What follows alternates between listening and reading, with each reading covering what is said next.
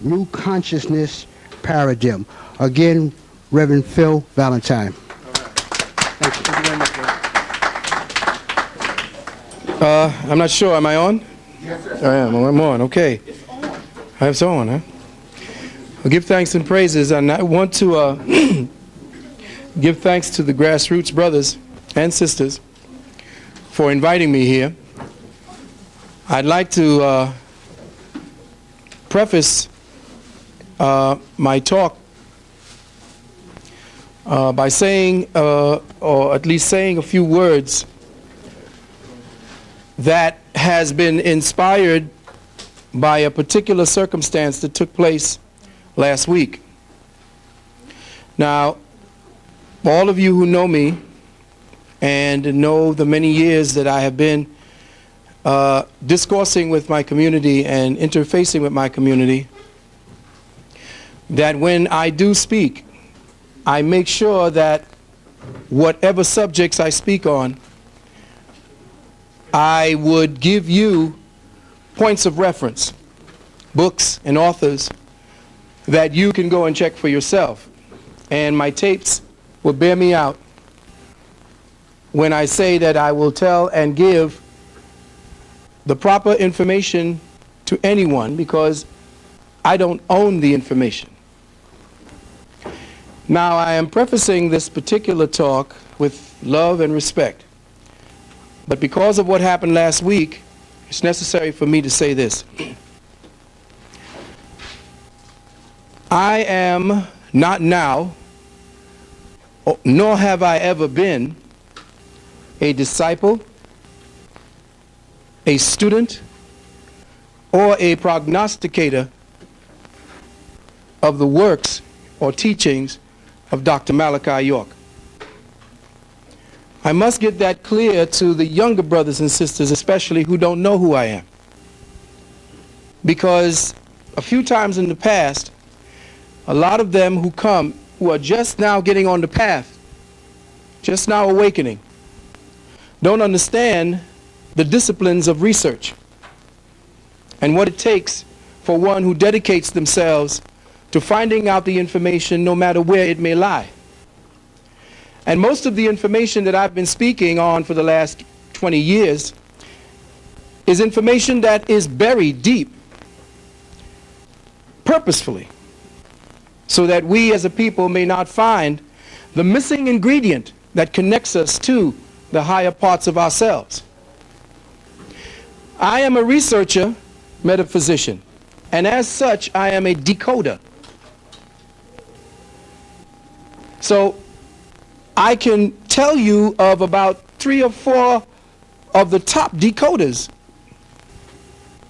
that are with us, one of them being Bobby Hemmett, and he has no compunctions about telling you where his information is being touched upon or taken from, because he is using it that way as a result of the fact that most of our information is being disseminated through the Caucasoid, but with the missing ingredient. And what is that missing ingredient?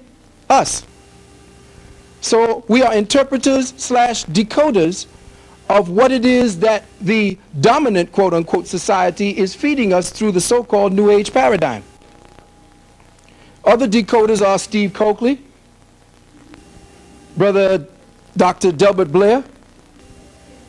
These are master decoders, ones who have helped us to sift through all of the BS and then give us the needs, or what we need, of that missing ingredient. So I'm not really focusing it on those of us who have been on this journey for a long time. I'm actually putting this on tape now because I'm sure that this tape will be disseminated amongst the community. And I said this because it dawned on me after the incident that took place at Long Island University last week, and we're here, what's the date today? December 7th. Last week, Friday, it took place, and there are members of the circle, or the students of Dr. York, that I meet every now and then in my lectures, and because of the subject matter that I speak on, They think that the subject matter originates with Dr. Malachi York, and it doesn't. I tell them where they may go directly to find that material. Now that sets a confusion, a paradigm of confusion and a confusion premise.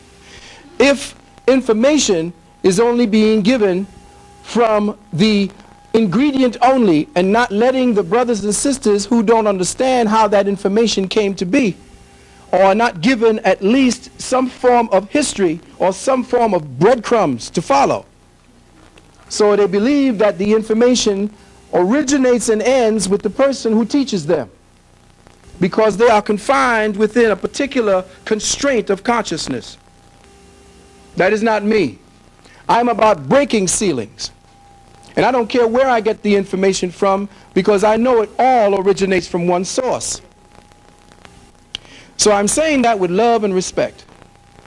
And I'm going to say this for maybe about the next 3 to 4, maybe to 7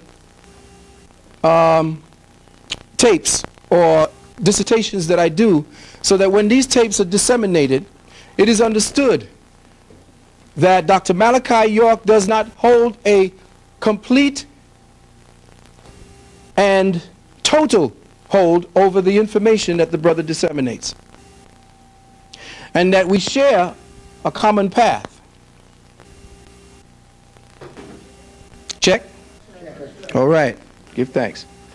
Now I want to use that as a segue into defining and giving a more rounded perception to why it is I wanted to speak about how it is we are being taught today, and how this so-called miseducation system got its beginning in the first place, and why it is that the system of ignorance has been so successful. I have some materials here that deals with the education system that is currently the education system used in the United States of America. This system is a derivative of the Prussian system of education. Prussian being the German system of education. Now, when the Prussians lost to Napoleon, the generals found that the reason why they lost wasn't because they weren't good soldiers. It was because everybody was thinking for themselves. Everybody was too well educated. They didn't know how to follow orders. So after that, the brainwaves and the elite, the aristocracy, began to introduce a certain education pattern to the next generations. They began to limit or put a ceiling on causing a flourishing of intelligence. When you read too much, you begin to want to inquire more. But they set it up so well that what you do read confines you anyway, because you don't believe there's anything beyond that. Now, when they did that, they did it right before the Industrial Revolution. And it was slick, because what they did was they limited the education context so that they could make good workers in the steel mills. When somebody only knows steel and how to pour this or fold this and don't have anything beyond that particular intellectual constraint, he makes a good slave. Now, using the basic philosophy, and this comes from the Prussian-German education system, mind control. Using the basic philosophy prescribed in the duties of the state, combined with John Locke's view, which is in 1690, that children are a blank slate, and lessons from Rousseau on how to write on that slate, Prussia established a 3-tiered education system that was considered scientific in nature. It began around 1807. And the system was in place by 1819. Now you have to listen carefully. Check the diabolical context and why it is that we are going through what we're going through today. An important part of the Prussian system was that it defined what was to be learned, what was to be brought about, or what was to be thought about, how long to think about it, and when a child was to think of something else. Basically, it was a system of thought control, and it established a penchant in the psyche of the German elite that would later manifest itself into what we now refer to as mind control. The education system was divided into three groups. The elite of Prussian society were seen as comprising 5% of the society. Approximately 5.5 of the remaining children were sent to what was known as Riedschlusen, where they were partially taught to think. The remaining 94% were the Volksschlusen, where they were to learn harmony, obedience, freedom from stressful thinking, and how to follow orders. An important part of this new system was to break the link between reading and the young child, because a child who reads too well becomes knowledgeable and independent of the system of instruction and is capable of finding out anything. In order to have an efficient policy-making class and a subclass beneath it, you've got to remove the power of most people to make anything out of the available information. Now, I bring it back to my opening statement. Is people listening to what I'm talking about? Do you understand what I'm saying?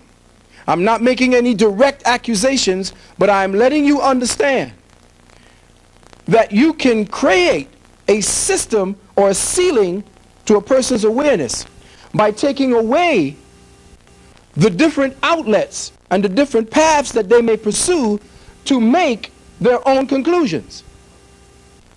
Once you take away certain key information from someone, give them a base of information and a ceiling or a context of information by which to operate, that's all they know.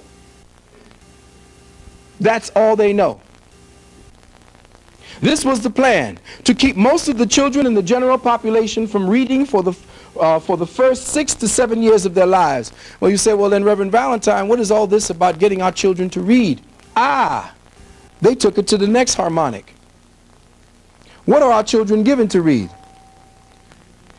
Even the stuff that they're reading now that has the quote-unquote cultural context involved, it's still about teaching our children to acclimate into the system, only having some sort of pseudo-identity. It does not teach the children to drop completely out. It does not give the children the 6 and 7 different levels necessary for them to learn. It teaches them how to conform, or at least gives them another clip in the ammunition for self-awareness. But that clip runs out, because after you've taken your own culture into this system, we have not taught our children what to do when they encounter the resistance to it. Where are the support mechanisms for them to go out and flourish based upon what we're teaching them? We still have to incorporate the system that is repressing us, but this time with our own identity. They have simply refined the madness. Now, the Prussian system of reading was originally a system whereby whole sentences, now dig the deviltry. The Prussian system of reading was originally a system whereby whole sentences, and thus whole integrated concepts, were memorized rather than whole words. In this 3-tiered system, they figured out a way to achieve the desired results. In the lowest category of this system, the Volks, that means Volks means people, the Volksschlusen, or the people school, I guess, the method was to divide whole ideas, which simultaneously integrate whole disciplines like math, science, language, culture, all at once, into subjects which hardly existed prior to that time. The subjects were further divided into units, requiring periods of time during the day. What does that sound like? Sound like your education system, doesn't it? Listen carefully. With appropriate variation, no one would really know what was happening in the world. It was inherently one of the most brilliant methods of knowledge suppression that ever existed. They also replaced the alphabet system of teaching with the teaching of sounds. Hooked on phonics? Children could read without understanding what they were reading, or all the implications of what they were reading. In 1814, the first American, a Mr. Edward Everett, went to Prussia to get his Ph.D. He eventually became governor of Massachusetts. During the next 30 years or so, a whole line of American dignitaries came to Germany to earn degrees. Now, degrees is a German. That's that German. That's that, what's that, Brother Morris? The secret society came out of Germany. Not even Illuminati, but called it before that. The Freemasons, we know what I'm talking about. We'll get right to it. Horace Mann, instrumental in developing the education system in America, was amongst this group. Horace Mann was amongst the group that went over to Germany to learn the Prussian system, the three-tiered system. Those who earned degrees in Germany came back to the United States and staffed all of the major universities. In 1850, Massachusetts and New York utilized this system, as well as to promote the concept that the state is the father of the children. Hello? That's what welfare is.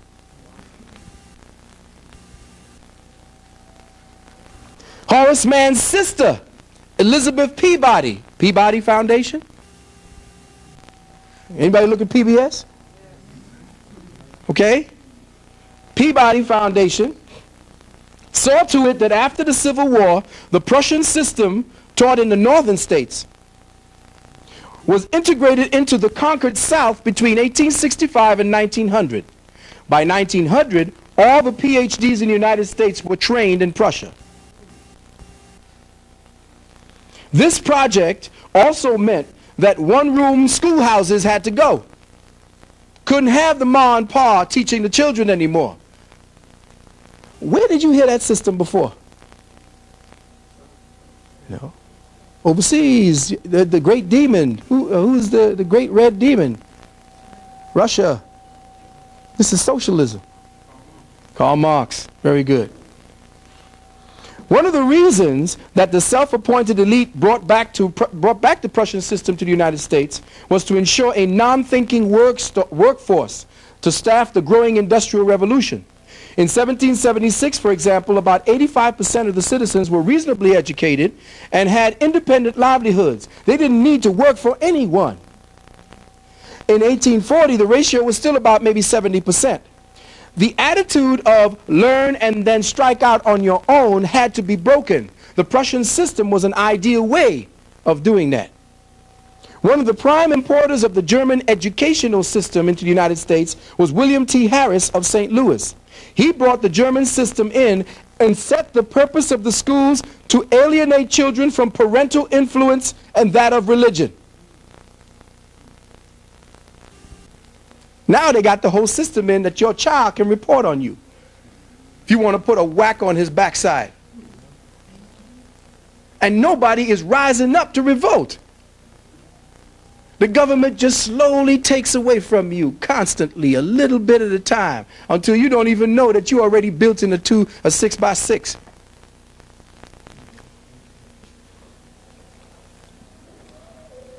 He preached this openly.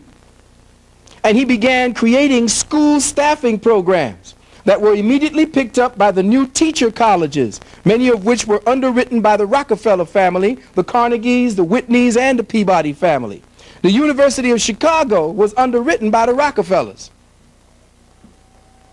The bottom line is that we had a literate country in the United States before, well, they had it, before the importation of the German education system designed to dumb down the mass population. It was more literate than it is today. The textbooks of that time make such allusion to history, philosophy, mathematics, science, and politics that they are hard to follow today because the very people are not taught how to think, they are taught what to think. Now understand how diabolical this is, because the books that have the research material that we need so that we could put the missing ingredient of ourselves back into what was taken out, our children today can't read that stuff because the way the words are formed together to set 3 and 4 dimensions into your mind so that you can see yourself. The way these words are structured, you have to be educated in that other system to understand how they even hid the information. And very few brothers who are decoders, very few sisters who are interpreters have the ability to translate that information to our brothers and sisters. So if I am a decoder, it is my business to make sure that the young that I'm teaching, the young brothers and sisters who are now following in our paths, understand how they hid the information by understanding how to decode the system that was in place at the time they were hiding the information.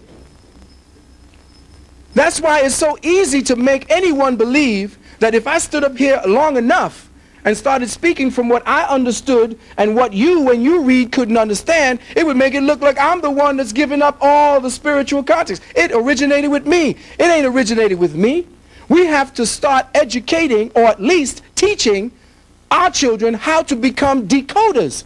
Not just give them information to make them feel good. Not just make them think that they are gods. How did you become a god? You can walk around talking like you God, and by what you are even saying, you are causing destruction, madness. You are propagating your ignorance because you don't have the depth of study and research. And that's why I say to all my brothers and sisters who have influence over people, it is necessary to teach the people so that they understand how to teach themselves. Why do I say that? Because you see, every decoder or interpreter is actually interpreting for his or her time. And the genetic structure of the time is based upon the environment that he or she operates in. Now understand me carefully, follow me carefully. The environment wherein we operate now, all of us are operating under a genetic code that is similar, or we wouldn't be here. So that genetic code now is based upon how the environment shapes the genetics. And I'm not just talking about the physical environment, I'm talking about the internal dynamic as well as the environment of consciousness that is set by the one who is teaching.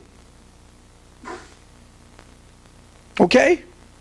They always tell you, well, the problem is in the genes. Oh man, it's the genes, it's the genes. That's a lie. It's not the genes. It's what shapes the genes. Because scientists are only now finding out that the genes actually operate based upon how the environment dictates to the genes so that the genes change to meet the environment. You see what I'm saying? The genes can be malleable. They can be formed. So they say, well, what's evolution? Well, evolution comes beyond or from whatever God context is set up in the consciousness in light. The light now influences the genes to change in order for that body to evolve. But the genes don't change in and of themselves. That's divine mind. So what do? You set up a precedent where you don't teach nothing but you set up a ceiling of ignorance. So now the genes, which are automatically trying to evolve by themselves, are shutting down. All kinds of diseases are coming about. And you're wondering why people are going crazy. Their minds are flipping. It's because the genes want to break free. They wanted to shape the whole new body that's going to bring in the whole new information. But the ceiling is there. The ceiling is there. The other part of that is other decoders, which is the one that I think are the most progressive decoders that we have amongst us today, are the brothers of the Moorish nation. They are masters at decoding, because the beast has used all of his influence to hide his deviltry. And the brothers and sisters in the Moorish nation are about decoding that nonsense and using it as weapons against him, or at least as defense principles, so that we can fight a guerrilla warfare. But as it stands today, most of the brothers and sisters, not really most of them, but a few of the brothers and sisters who have the genius to decode, are not letting those brothers and sisters that they teach have the opportunity to go and decipher for themselves, to go and study inside of the words that they had studied. I have no such problem.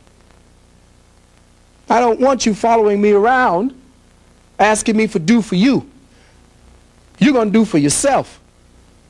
And that's what I feel the great work is. Let me go one more further. The bottom line now was that part of this whole paradigm seems to originate from the idea presented in a book called The New Atlantis. You putting this down? The New Atlantis by Francis Bacon. This is in 1626, 1627. The work described a world research university that scans the planet for babies and talent. Check it. The state then becomes invincible because it owns the university and owns all of the talent. That's what talent is. If you look in the Roman things, a talent was money. So when they say you got talent, it means that you are a money-making entity. That what you do makes money.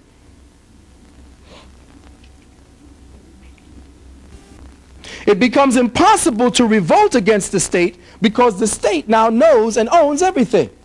A reflection of this principle can be seen today with the suppression of radical and practical technologies in order to preserve state control of life and prevent evolution and independence. The New Atlantis was widely read by German mystics of the 19th century. By 1840 in Prussia, there were a whole lot of world research universities in concept all over the country, all of them drawing in talent and developing it for purposes of state power and stability.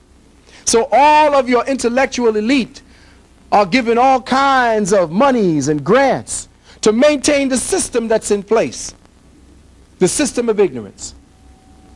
Now, because your child represents, and the genes in your child represent the bursting forth of the new potential that you have left, in order to definitely make sure that your child is brought into the construct, they set up something known as experimental psychology. In the middle of the 19th century, Germany had developed a new concept in the sciences, which they termed psychophysics, which argued that people were in fact complex machines. It was the ultimate materialist extension of science that would parallel the mechanistic view of the universe already underway. This new view of people made more or less institutionalized in Germany, and by the 1870s, the field of experimental psychology was born. The ultimate purpose of experimental psychology was to discover the nature of the human machine and how to program it. The main proponent of this new experimental psychology in Germany was Wilhelm Wundt, W-U-N-D-T, who is today widely regarded as the father of experimental psychology. He is described by orthodoxy as having freed the study of the mind from metaphysics and rational philosophy. Freed the mind from metaphysics and rational philosophy. So there must be an irrational philosophy, brothers and sisters. Hello?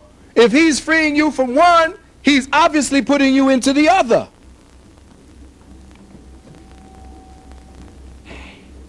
Wundt obtained his PhD in medicine from the University of Heidelberg in 1856 and embarked on a study of sensory perception. His most famous work was Contributions to the Theory of Sense Perception. Get that work? Contributions to the Theory of Sense Perception, done in 1858. It is described by the orthodoxy as the first work of experimental psychology. In 1875, Wundt, W-U-N-D-T, was appointed to the chair in philosophy at Leipzig, where he instituted a laboratory for the systematic experimental study of experience. Check this out. He instituted a program for the systematic study of experience. That's deep. The study of experience. Back then, the phrase "get a life" was not in vogue, and evidently he didn't have much interpretable experience of his own.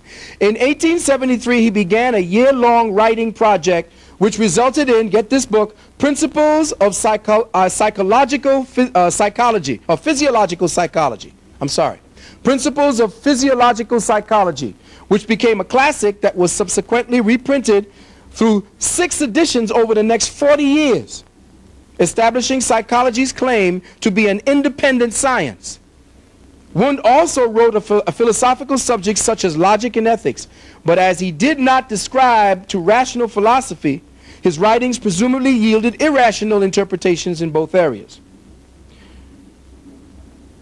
It is conceivable that his warped view of humanity and the universe contributed in some small way to the eventual Nazi penchant for experimenting on those they didn't like.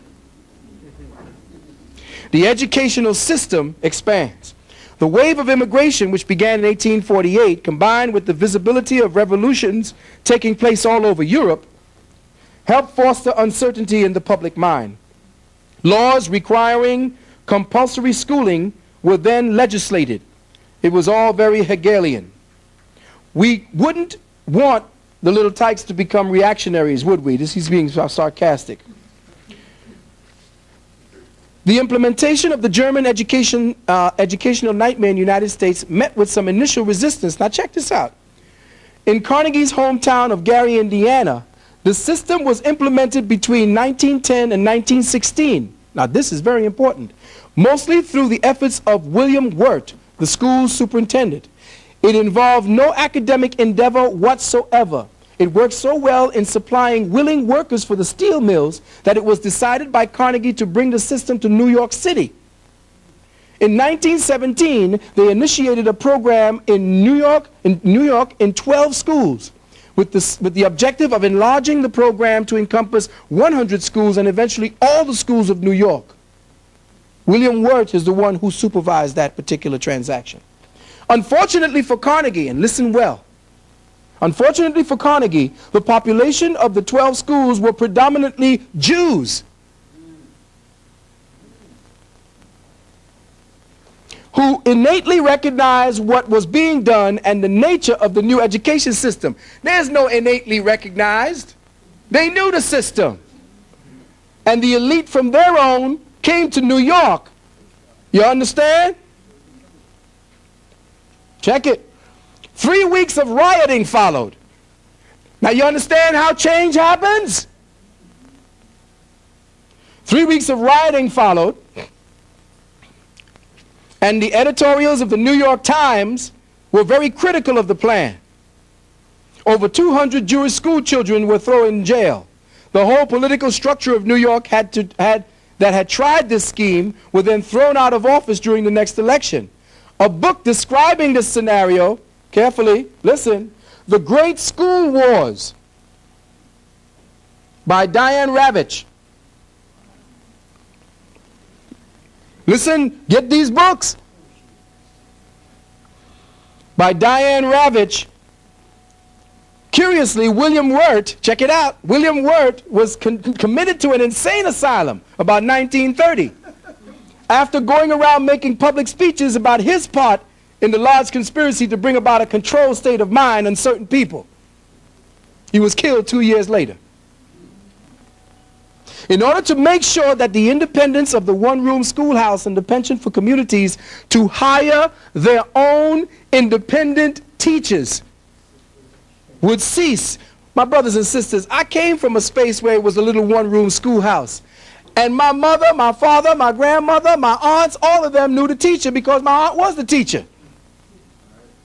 And they taught you what they wanted you to learn. not what you had to learn in order to pass and get into the next phase. You get a book called The Unseen Hand. And in that book, it tells you how the education system was systematically taken from mom and pop and put into the hands of the state.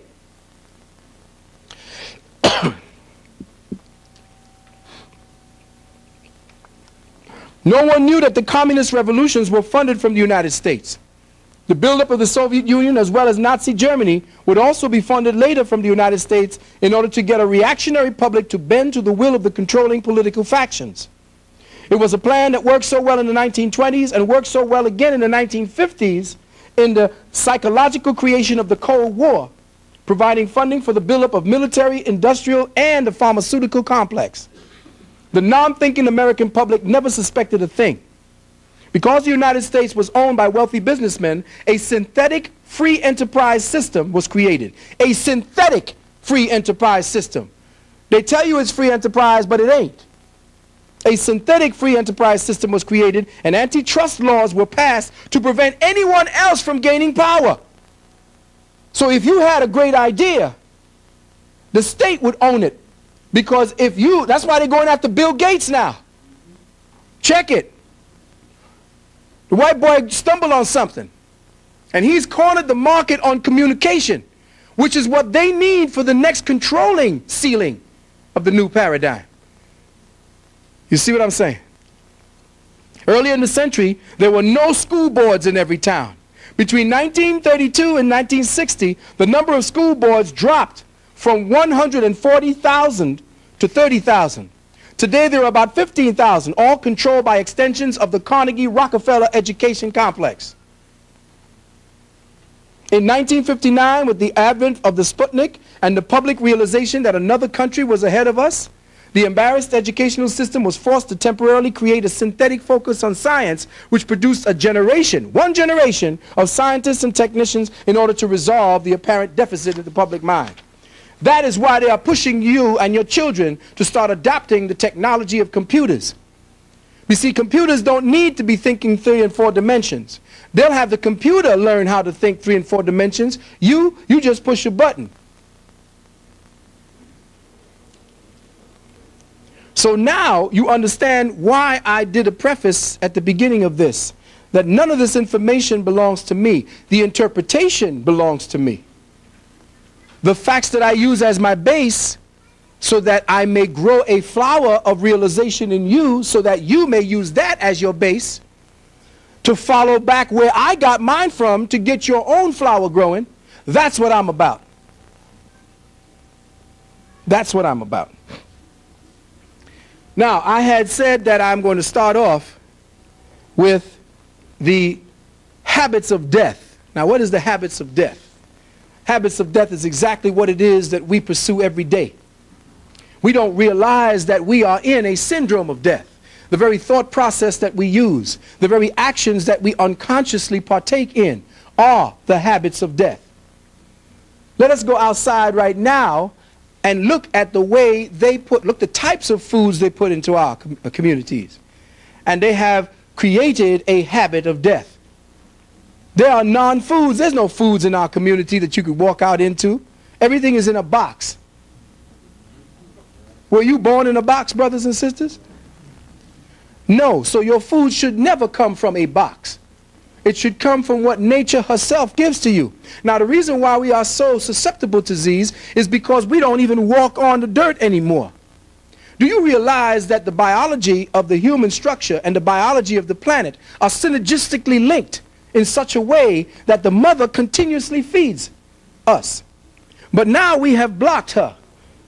We have systematically isolated ourselves from her, and we are taking in artificial forms of agitation. This is an artificial form of agitation. This is not real light. So what does the body have to do? It has to genetically structure itself to this pathological environment that we are working in. What does that do? It then systematically limits our ability to organically interface with the properties necessary for us to establish our next paradigm. That is, Nature Mother herself. We need to go into the forest, we need to go into the nature of things and let that instrument, let that technology talk to us directly. We have lost that link. And what do we link into now? We go into the computers.